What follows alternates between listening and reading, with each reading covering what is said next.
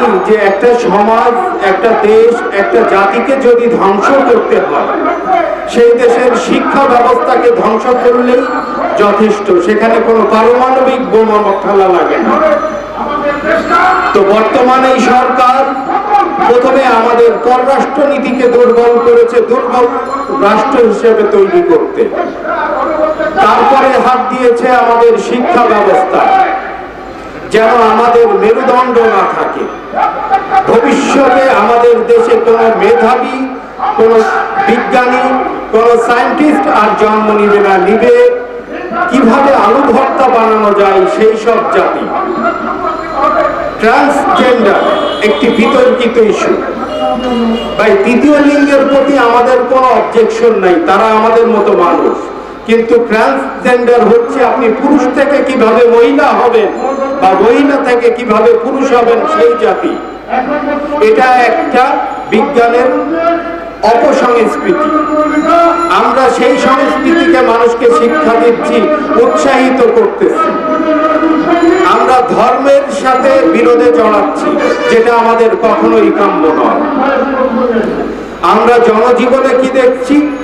দৈনন্দিন জীবনের যে আমাদের নিত্য প্রয়োজনীয় জিনিস দরকার, তার দাম 3 টাকার জিনিস এখন 9 টাকা।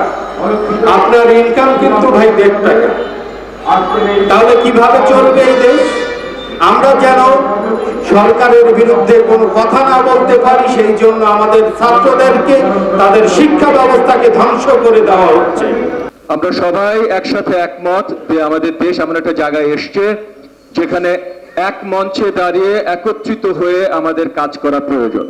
আজকে পিশপ চরমনাই যতগুলো কথা এখানে উত্থাপন করেছেন, যে নোটগুলো আমাদের সামনে এসছে, উনি যে বক্তব্য রাখলেন, মোটামুটি এর ভিতরে এমন কোনো কথা নেই যেটার সাথে আমরা সবাই একমত হতে পারি না। আমাদের সংবিধান অনুযায়ী আমরা ওয়েলফেয়ার স্টেটে বিশ্বাসী, আমাদের সংবিধান অনুযায়ী। কিন্তু আমাদের আজ পর্যন্ত কোনো সরকার সেই ওয়েলফেয়ার স্টেট আমাদের জনগণের হাতে তুলে দেয়নি। আজকে সেই দায়িত্ব আমাদের উপরে, যেন আমরা জনগণের কাছে সেই ওয়েলফেয়ার স্টেট নিয়ে যেতে পারি, কল্যাণমুখর বা কল্যাণকর রাষ্ট্র নিয়ে যেতে পারি। নিশ্চয়ই পররাষ্ট্র নীতিতে আমরা অন্য কারো কাছে নত হতে পারি না। আমরা দেখেছি মিয়ানমার আর্মি কি করতে পারে, কি করে, কিন্তু কি করতে পারে, কি করে রাখাইনে মুসলমান ভাইদের উপরে অত্যাচারের পর আজকে তাদের কি দুরবস্থা একটু খবরের কাগজ খুললেই পাওয়া যায়। অত্যাচারীর দিনের শেষ হয়।